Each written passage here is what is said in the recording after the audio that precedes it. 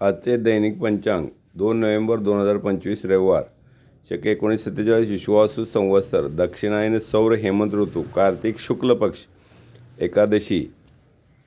द्वादशी पूर्वा भाद्रपद नक्षत्रे व्याघ्रात योगे भव करणे वर्तमान मीन चंद्र राशी तुला रवि राशी कर्क गुरु राशी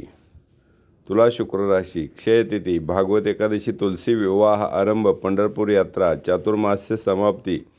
विष्णू प्रबोधनोत्सव मनवादी